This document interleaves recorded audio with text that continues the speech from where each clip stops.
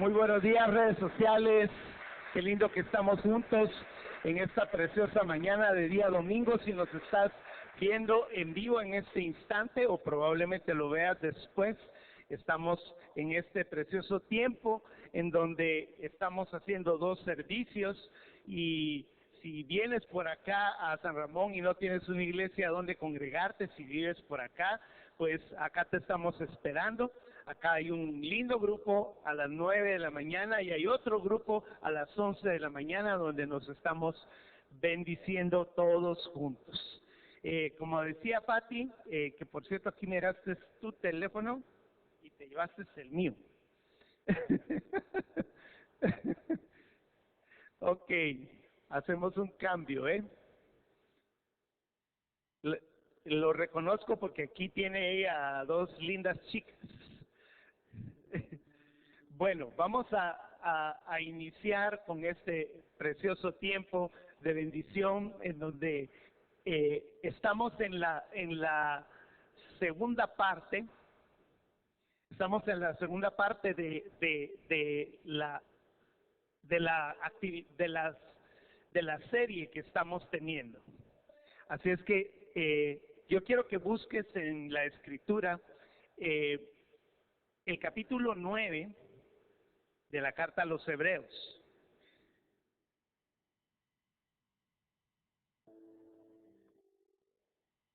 Y vamos a leer el versículo 11.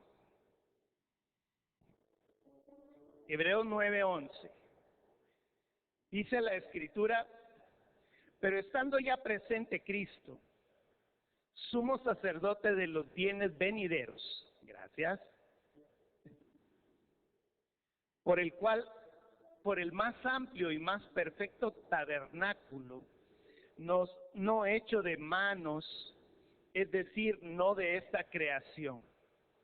Importante, yo voy a hacer una pausa en este versículo, porque hace 15 días que estuvimos compartiendo juntos, el Señor nos dio la oportunidad de poder saber un poquito más acerca de la forma en la que el Señor tiene el tabernáculo donde actualmente en su presencia Él se manifiesta como sumo sacerdote. Pero ese mismo fue el que le mostró a Moisés en el momento en el que subió al monte. Pero para haberle mostrado a Moisés el tabernáculo que él en ese momento estaba ministrando, debió haberlo hecho a través de figuras. Moisés fue muy fiel en guardar la revelación para el tiempo oportuno. ¿Qué le quiero decir en ese momento? Así como Isaías, así como Jeremías, de repente no, estaba escribiendo y no sabía lo que en el momento en el que escribía significaba para ellos. Por ejemplo, cuando nosotros leemos en Isaías la parte donde habla acerca del sacrificio de Cristo, él ni siquiera se imaginaba lo que estaba sucediendo y lo que iba a suceder y quién era Cristo en ese momento. Sin embargo, él dice, por sus llagas fuimos todos sanados y todo esto. Moisés, en el momento en el que recibió la imagen de lo que estaba viendo en el lugar donde el Señor como sumo sacerdote lo hace, él tuvo que haber visto también, juntamente con Cristo, la forma en la que se tenía que cubrir con figuras. Él debió haber visto la imagen real, dice acá, luego vuelvo a leer el versículo 11. Pero estando ya presente Cristo, sumo sacerdote de los bienes venideros, por el más amplio y más perfecto tabernáculo, no hecho de manos, es decir, no de esta creación. Entonces Moisés vio el tabernáculo no hecho por manos de hombre. Pero Jesús, en su obra poderosa, le ha de haber dicho: vas a guardar esta revelación y vas a mostrar figuras. Y esas fueron las figuras que nosotros vemos en el tabernáculo desde el desierto. Yo acá les traigo una imagen de lo que fue. Vamos a pasarla también allá en redes sociales. Una imagen de lo que el tabernáculo fue. Se recuerda que hace 15 días estuvimos poniendo algunos hermanos acá con las figuras de lo que en este momento estamos viendo acá. Entonces, ese tabernáculo eran puras figuras, pero para que fuera real, para que tuviera un significado completo, Moisés tuvo que venir a purificar, a hacer puras todas esas cosas que nosotros vemos acá. Esta parte de la escritura nos dice el verso 12, y no por sangre de machos cabríos, siga leyendo el versículo 9, 12, y no por sangre de machos cabríos ni de becerros, sino por su propia sangre, entró una vez para siempre en el lugar santísimo, habiendo obtenido eterna redención. Verso 13. Pero si la sangre de los toros y de los machos cabríos y la ceniza de la becerra, aquí yo quisiera que en su Biblia, si usted la tiene en hojitas, subraye esa parte, porque esta parte tiene que ver con otro modelo de sacrificio que vamos a hacer un análisis el día de hoy, porque la ceniza de la becerra se rociaba para que los inmundos fueran santificados. Dice, rociada a los inmundos, que santifica para la purificación de la carne. Esa era una figura. Y hoy vamos a hablar acerca de esa purificación, porque lo que hacía era que se sacrificaba a una becerra, o sea, era una vaquita, una hembra de los toros, ¿verdad?, de las vacas, y esa becerra había un sacrificio especial que era para purificación y quedaba como ceniza. En el momento en el que quedaba como ceniza, lo echaban en agua y esa agua purificaba todas las cosas que nosotros vemos allí en el tabernáculo. Entonces vuelvo a leer el versículo 13 porque quiero que quede bien claro esta parte de lo que estamos enseñando. Porque si la sangre de los toros y de los machos cabríos, que eran puras figuras, y la ceniza de la becerra rociada a los inmundos, santifican para la purificación de la carne, verso 14, cuánto más la sangre de Cristo, el cual mediante el Espíritu Eterno se ofreció a sí mismo sin mancha a Dios, limpiará conciencias de obras muertas para que sirváis al Dios vivo. Esta parte es importante, que nosotros entendamos este otro tipo de sacrificio. Yo lo tengo que llevar, porque por eso es que estamos estudiando esto, a dos tipos de sacrificio. El sacrificio que Jesús realizó en la cruz del Calvario, lo realizó en la fiesta de la Pascua. Por eso es que Jesús es nuestra Pascua. Jesús es el Cordero Pascual. Jesús es el Cordero de Dios que quita el pecado de nuestra vida, del mundo que lo ha recibido. Pero existía otro modelo de sacrificio, que era el que estamos hablando, de una vaquita de color rojo, que muchas personas en este momento, en estos tiempos finales, están volteando a ver hacia Israel para ver cuándo y cómo y en qué momento sale este tipo de sacrificio. Este sacrificio se realizaba solamente una vez y para siempre en medio de todo, y se realizó en los meses de septiembre y octubre. Era la fiesta de la expiación completa de todos los pecados. En esa fiesta de expiación, tomaban a una vaquita de color rojo. Vean lo delicado que era eso. Si esta vaquita tenía unos cuantos pelitos de otro color, era rechazada. Tenía que ser toda la vaquita de color rojo. Y uno se queda pensando, ¿y existen vacas de color rojo? Sí, sí existen. Y en el momento en el que nosotros vemos en la escritura, esa vaquita tenía que tener ese símbolo de lo que nuestro Señor Jesucristo también fue. Si nosotros hubiésemos estado en el momento en el que nuestro Señor estuvo siendo crucificado en la cruz del Calvario, lo único que podíamos ver sobre de su cuerpo era absolutamente todo el cuerpo cubierto de color rojo. Por esa razón es que la vaca tenía que tener ese símbolo y Jesús vino a cumplir esa función. Ahora, ¿de dónde estoy hablando todo esto? Yo quiero llevarlo un momentito al libro de Números.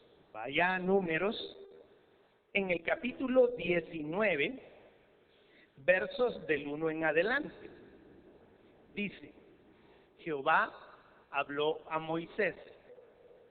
Números 19:1. Jehová habló a Moisés y a Aarón diciendo, esta es la ordenanza de la ley que Jehová ha prescrito, diciendo, di a los hijos de Israel que te traigan una vaca alazana. Esa es una vaca de color rojo, perfecta. O sea que no debía tener ni un pelito negro, ni un pelito blanco, todos los pelitos de color rojo, en la cual no haya falta, sobre de la cual no se haya puesto yugo. Todo eso usted se va a gozar hoy, porque todo esto es una figura perfecta. Y la daréis a Eleazar, el sacerdote, y él sacará fuera del campamento y la hará degollar en su presencia. ¿A dónde tenían que sacar a la vaquita? Fuera del campamento, para degollarla en su presencia. Y Eleazar el sacerdote tomará de la sangre con su dedo y rociará hacia la parte delantera del tabernáculo de la reunión con la sangre de ella 7 veces. Vaya marcando todas esas cosas que son sumamente importantes. Y hará quemar la vaca ante sus ojos, su cuero y su carne y su sangre, con su estiércol hará quemar todo, ¿verdad? Luego tomará el sacerdote, vean las figuras, madera de cedro, hisopo y escarlata, y lo echará en medio del fuego en que arde la vaca. El sacerdote lavará luego sus vestiduras, lavará también su cuerpo con agua y después entrará en el campamento, se entrará de regreso y será inmundo el sacerdote hasta la noche. Asimismo, el que la quemó lavará sus vestidos en agua, también lavará en agua su cuerpo y serán inmundos hasta la noche. Y un hombre limpio recogerá las cenizas de la vaca. Un hombre limpio recogerá las cenizas de la vaca, lo estoy repitiendo 2 veces para que lo entienda que estoy haciendo un acento especial, y la pondrá fuera del campamento en un lugar limpio, y las guardará la congregación de los hijos de Israel para el agua de la purificación. Es una expiación. Y el que recogió las cenizas de la vaca lavará sus vestidos y será inmundo hasta la noche y será estatuto perpetuo para los hijos de Israel y para el extranjero que mora entre ellos. Ok, ahí voy a hacer una pausa porque ya les llené la cabeza de un montón de figuras que vamos a ir viendo. Pero ¿cuántos se gozan de esto? Le dan palmas fuertes al Señor. Lo primero que quiero decirle es que, como primera cosa, era un estatuto de ley. O sea que todo lo que se cumplió en la ley, Jesús lo vino a cumplir. Entonces, forma parte de aquellas figuras que Jesús vino y prometió, primera cosa. La segunda eran figuras proféticas, con las que trascendían cosas muy importantes para nuestro tiempo.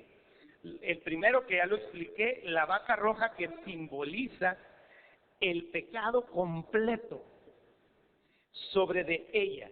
Es decir, que Jesús, en el momento en el que se llenó con toda la sangre con la cual Él limpió nuestros pecados, dice la Escritura que sobre de Él fueron puestos todos nuestros pecados.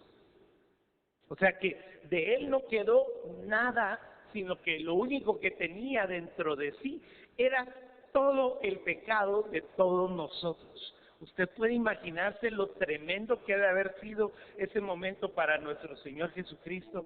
La verdad, Él se merece todas las palmas en este momento por su sacrificio. La vaca era pura. Vea, este símbolo quizá usted nunca se había dado cuenta. Yo ya una vez prediqué acerca de esto hace muchos años. Pero la vaca debía de ser pura, es decir, sin pecado.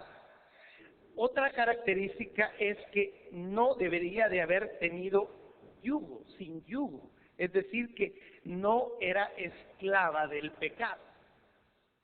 Y luego era entregada al sacerdote, que en este caso, en el momento en el que se le colocó, se entregó a un sumo sacerdote que ya no era el sumo sacerdote. Había un sacerdote que se llamaba Anás y el otro se llamaba Caifás. Uno había sido sustituido por el otro por puras cosas políticas. Ya sabemos nosotros que esas cosas de la política son difíciles. Y luego nos dice la Escritura que tenía que ser comprada por precio. O sea que la vaca tenía que tener un precio. Usted sabe que Jesús fue comprado por un precio de 30 monedas de plata.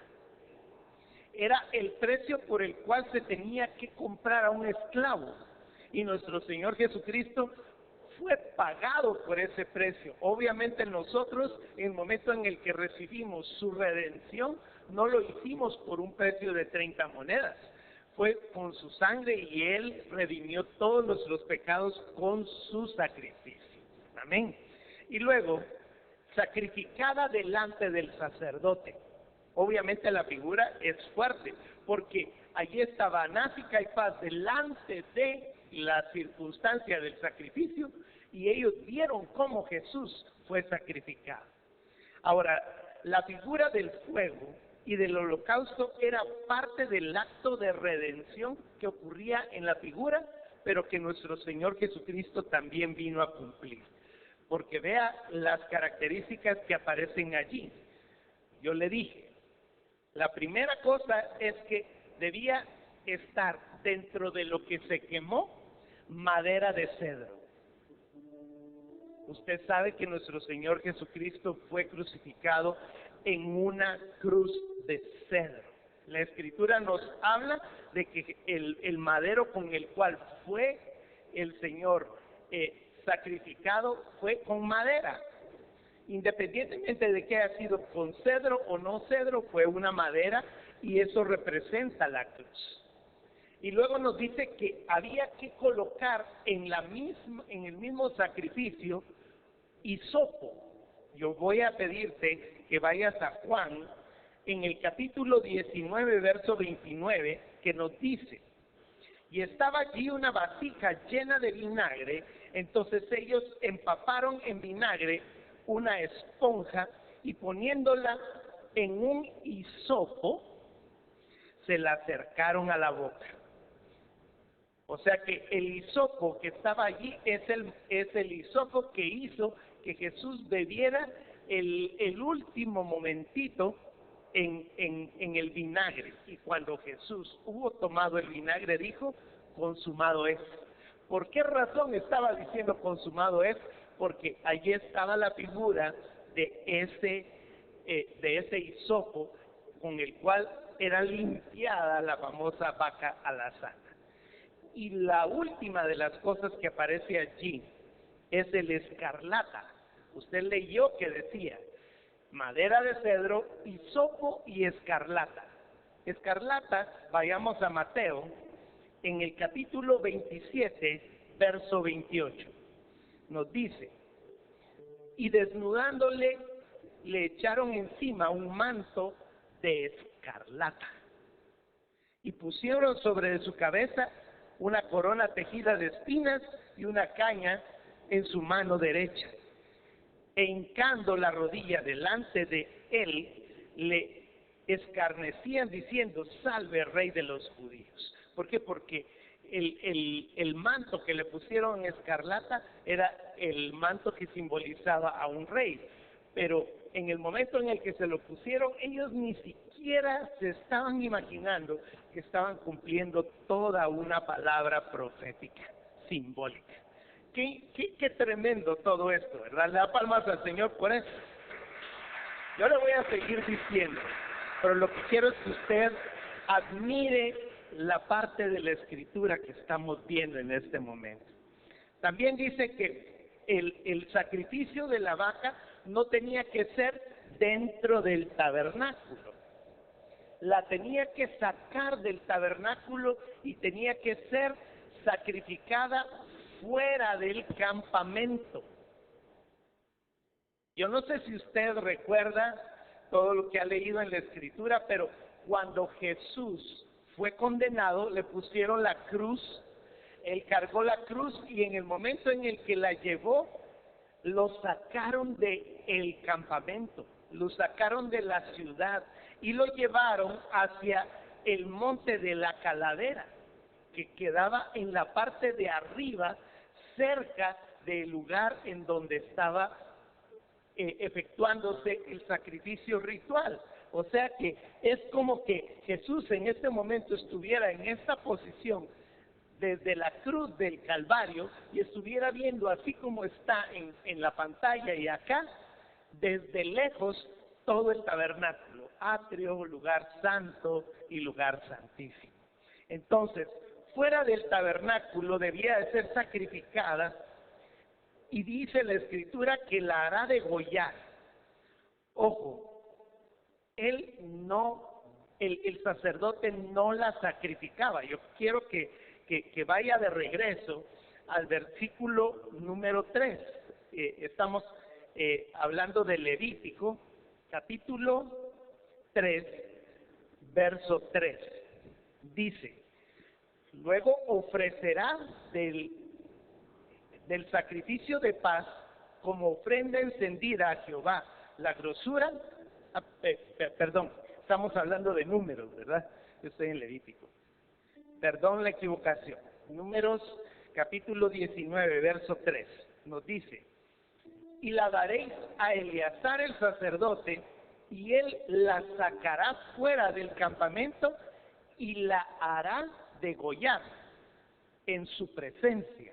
O sea que el sumo sacerdote, la figura del sumo sacerdote de ese momento, no iba a ser el que iba a sacrificar a la vaca alazana, sino que iba a ser otra persona. Él solamente decía, sacrifíquenla, y delante de él iba a ser sacrificada.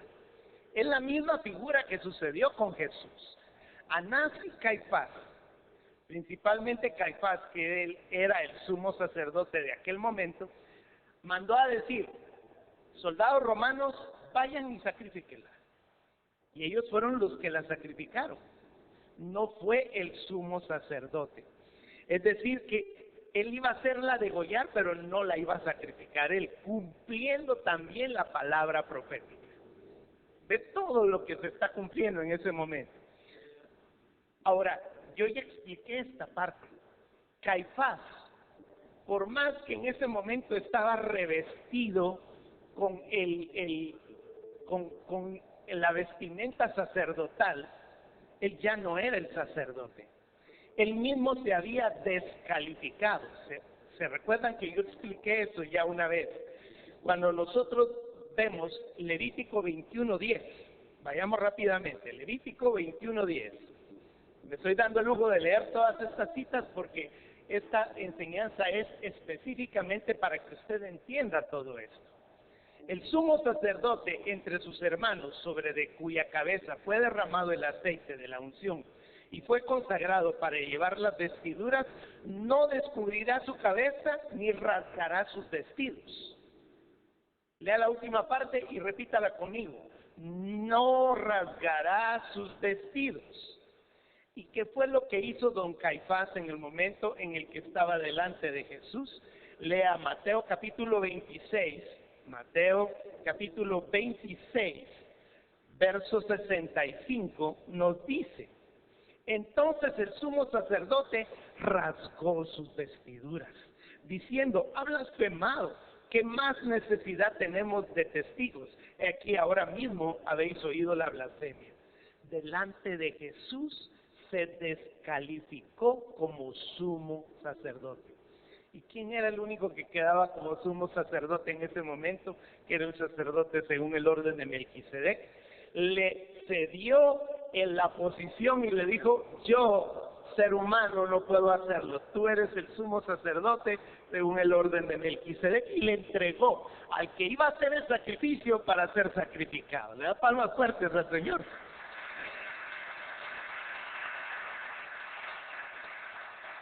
Ahora, interesante esto que le voy a decir también. Yo no sé si usted ahorita en este momento está quedando como yo quedé, en el momento en el que en el que yo hice toda la investigación. Yo quedé así como está diciendo Pri, así con la boca abierta. Todo esto es algo impresionante. La Escritura dice: no debía de llevar yugo, y ocurrió algo muy interesante. Desde el momento en el que Jesús fue condenado delante de Poncio Pilatos, le pusieron la cruz y él cargó la cruz, pero dice la Escritura que la única forma en la que él podía cargar el yugo de la cruz era hasta el momento en el que iba a quedar en la frontera del tabernáculo. Y esto es lo que nos dice la Escritura: no llevar yugo fuera de la puerta de la inspección. Eso lo dice en el libro, en Números, si usted sigue leyendo. La vaca lazana no tenía que pasar por la puerta de inspección hasta allí si no se llevaba a cabo la revisión. Si le miraban que había llevado yugo, decían automático: esta no puede ser la del sacrificio. ¿Qué fue lo que sucedió? Mateo 27:32. Vaya un poquito más.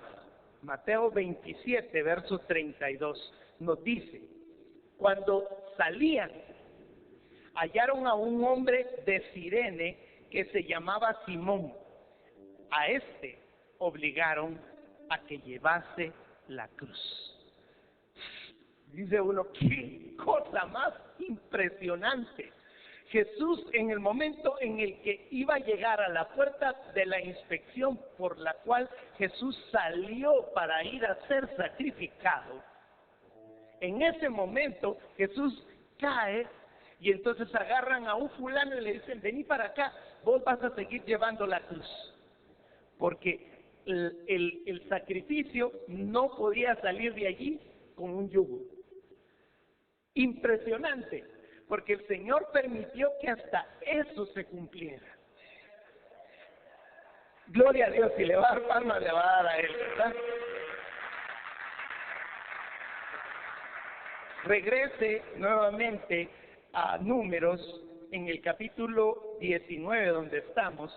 Yo quiero que lea el versículo del 4, nos dice, del 4 al 7, pero yo quiero que lea directamente el versículo, el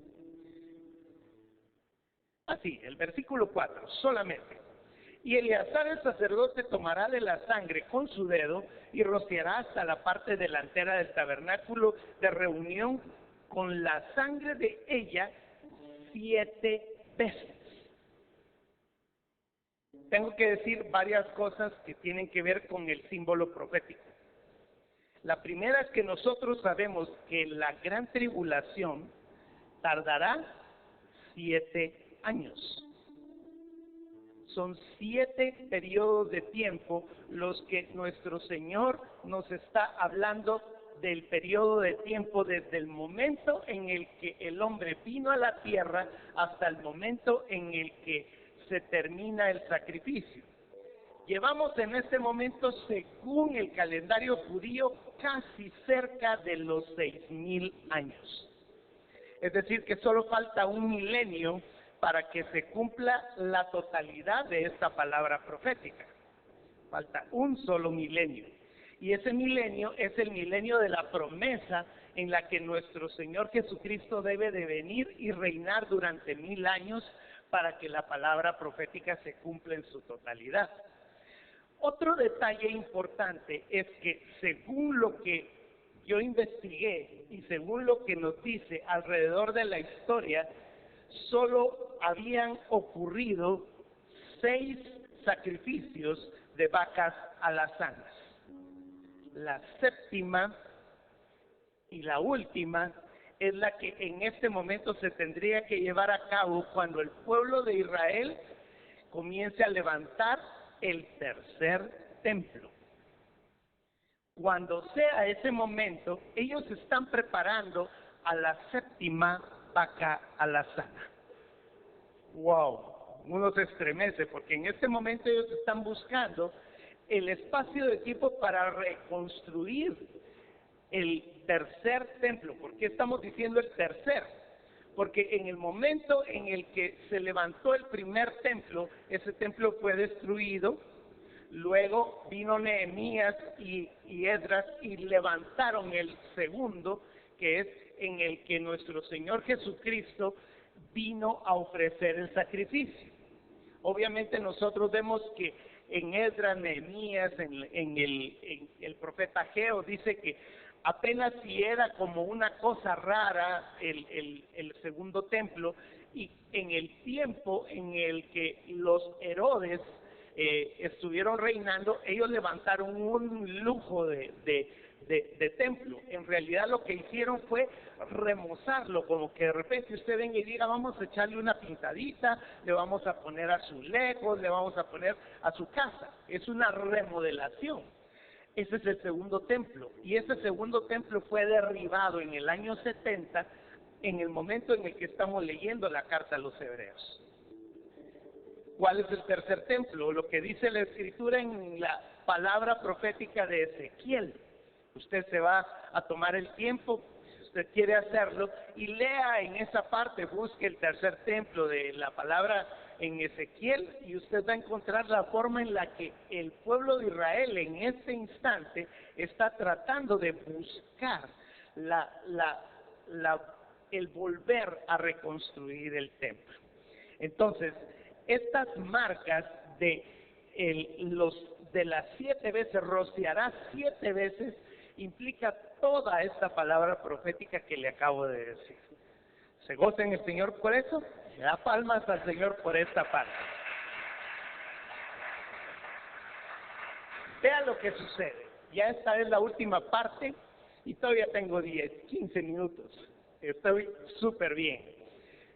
Dice la Escritura que al finalizar el momento de que esta vaca iba a ser sacrificada en la parte de afuera, recuerde usted que si usted no ha visto esta parte, el monte de la calavera estaba en la parte de afuera y allí fue sacrificado nuestro Señor. Después de haber sido sacrificado, vamos a ir al versículo 9 de Números 19, versículo 9, que cuando ya había sido el sacrificio, leamos el 8, asimismo el que quemó lavará sus vestidos en agua, también lavará en agua su cuerpo y será inmundo hasta la noche.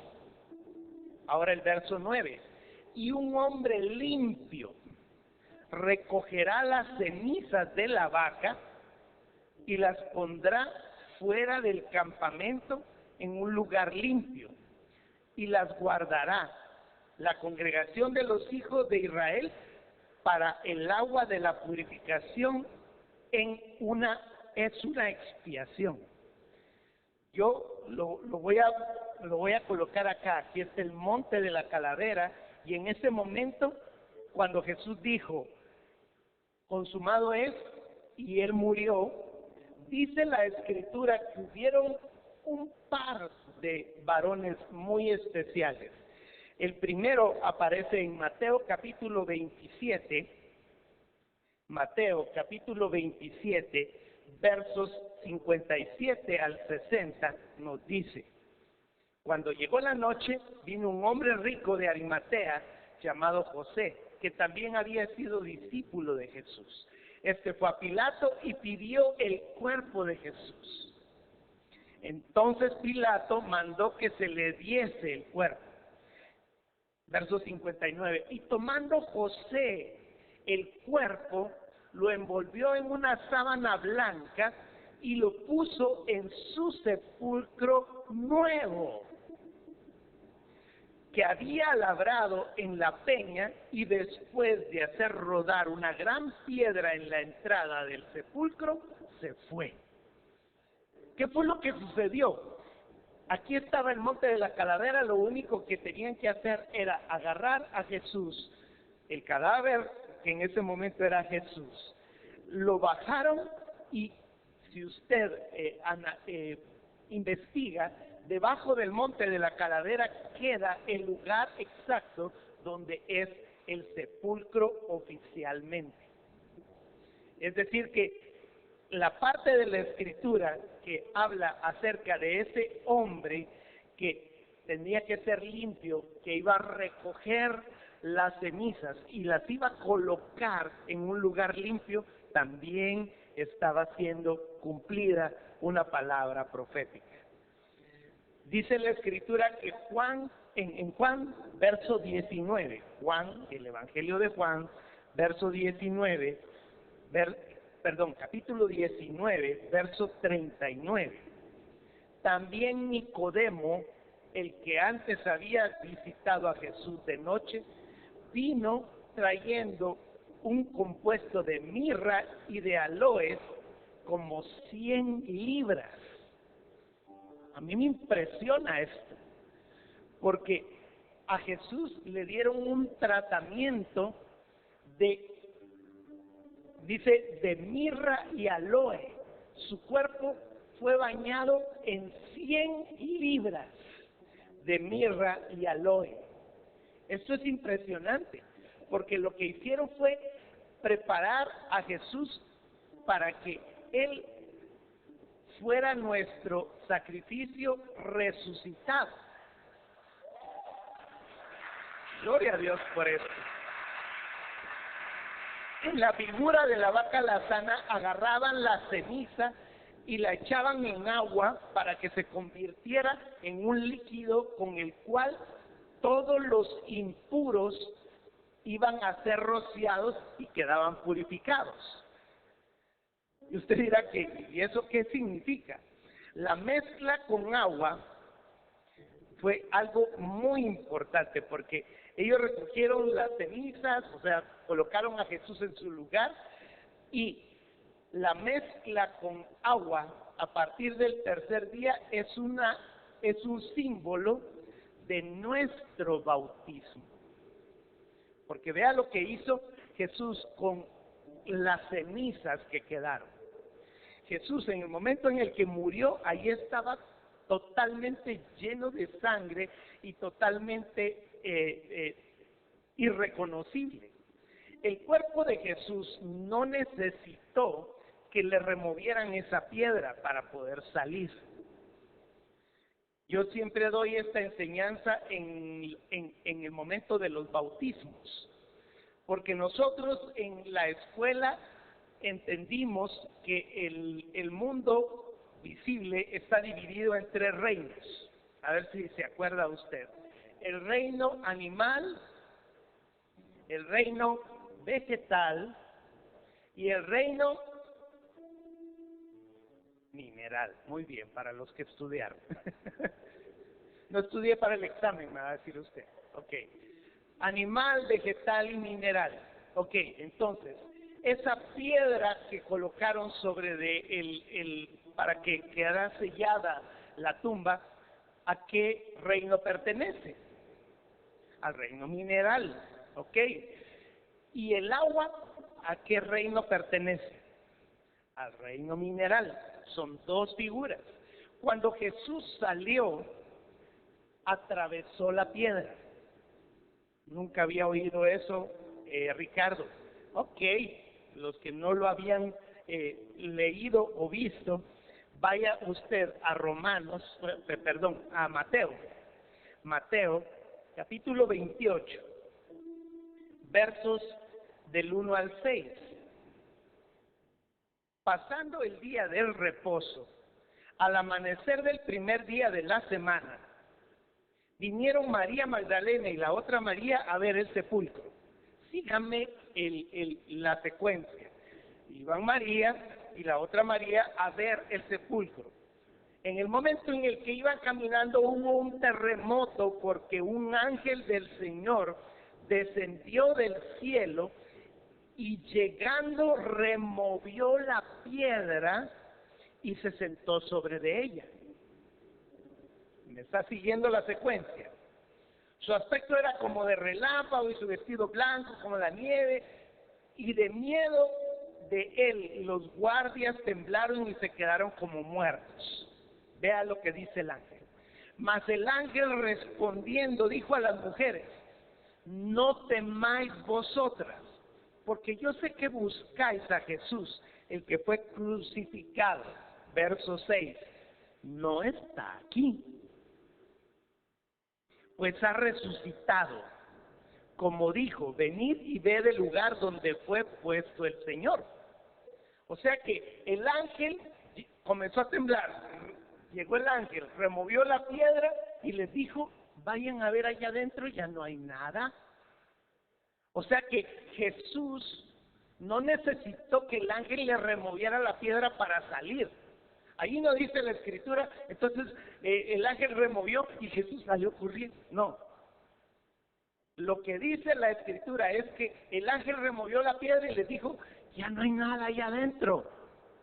Jesús atravesó el mineral de la piedra para resucitar por nosotros. Ahora, gloria a Dios. Jesús es la figura de la ceniza mojada con agua para que los inmundos fueran puros. Es la figura de nuestro Señor Jesucristo, porque vaya a Romanos capítulo 6, versos 3 y 4, nos dice: ¿o no sabéis que todos los que hemos sido bautizados en Cristo Jesús, hemos sido bautizados en su muerte? Porque somos sepultados juntamente con Él para muerte por el bautismo, a fin de que como Cristo resucitó de los muertos para la gloria del Padre, así también nosotros andemos en vida nueva. Por esa razón es que cuando nosotros somos bautizados, nosotros entramos en el agua, nada que rociaditos en la cabeza. El bautismo por aspersión no es el bautismo bíblico. El bautismo bíblico es cuando tú vienes y eres metido dentro del agua, entras y vuelves a salir del agua para ser purificado con el sacrificio que nuestro Señor Jesucristo realizó. Y todo aquel que fuere bautizado será salvo. Le da palmas al Señor por esto.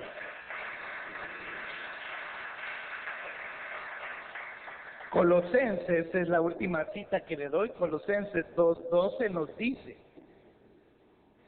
sepultados con Él en el bautismo, en el cual fuiste también resucitados con Él mediante la fe en el poder de Dios que le levantó de los muertos. Es decir, que nosotros, en el momento en el que obedecemos, porque tengo que darle claridad a esto. Pero, Ricardo, ¿y qué pasa con aquella persona que no le dio tiempo a ser bautizado y se murió, pero había reconocido a Cristo? Lo mismo que le pasó al ladrón, nada que ladrón bueno y malo, no, ladrón arrepentido, y ni siquiera dice que se llamaba Dimas y Gestas. ¿Dónde dice en la Biblia que se llamaba Dimas y Gestas? No está. Esto es por si usted de repente decía, sí, es que Dimas era el bueno y Gestas era el malo. No, ni existían esos nombres, pero bueno, son pura tradición. El fulanito que se arrepintió, que era un ladrón, viene y le dice a Jesús, Jesús, acuérdate de mí cuando estés en el paraíso. ¿Y qué fue lo que le dijo Jesús? De cierto te digo que hoy estarás conmigo en el paraíso. Ahí no hubo un break en ese momento, un stand-by, bajemos a Dimas para que sea bautizado. No se bautizó, pero fue salvo. Ahora, esto no le está diciendo que Ricardo Duarte le está autorizando que usted no se bautice. La Escritura nos dice que nosotros debemos de cumplir con la ordenanza de ser bautizados en el nombre del Padre, del Hijo y del Espíritu Santo para que la gloria del Señor venga en obediencia. Esto es como cuando nosotros vamos a darle las prematrimoniales a los que se van a casar. Los que se casan en el bufete del abogado y ahí ya se casaron. Y ahí cumplieron la ley y le pueden decir al Señor, Señor, yo ya te obedecí, es todo lo que tenía que hacer. Pero aquel que obedece por amor viene y le dice, mira, en lugar de que yo me quede solo con la boda civil, yo quiero tu bendición, papá. ¿Y cuántos en este momento que no están casados, diría, o no han recibido la bendición? En este momento el rema es, vete a tu iglesia, recibe la bendición del matrimonio, porque si has sido bendecido en el matrimonio, solo porque te casaste por lo civil, ¿cuánto más vas a ser bendecido si tú vienes y le dices, Señor, dame tu bendición? Amén. De la misma forma, si tú en este momento has sido un cristiano y has recibido bendición, pero no te has bautizado, la Escritura nos dice a nosotros que si nosotros le obedecemos vamos a recibir mucha más y doble bendición porque le obedecemos a Él. ¿Le da palmas fuertes a Él?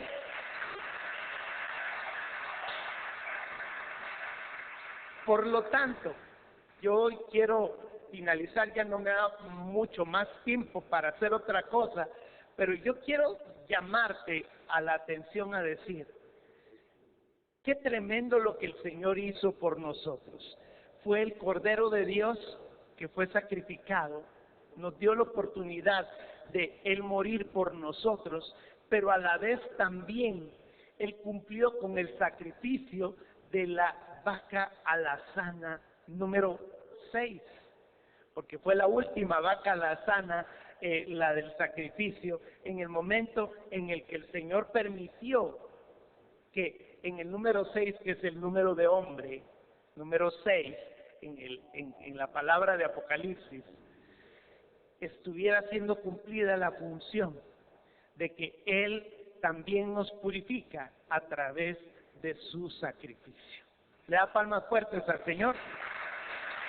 Y si tú hoy en este momento estás junto conmigo, haz esta oración juntos. Padre, yo te doy gracias por tu sacrificio.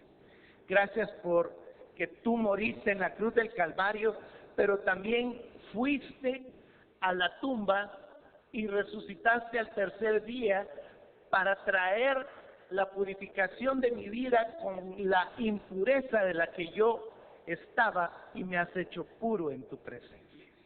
Yo te doy gracias por tu amor, te doy gracias por tu vida en mi vida y te bendigo y te doy gracias en el nombre poderoso de Jesús.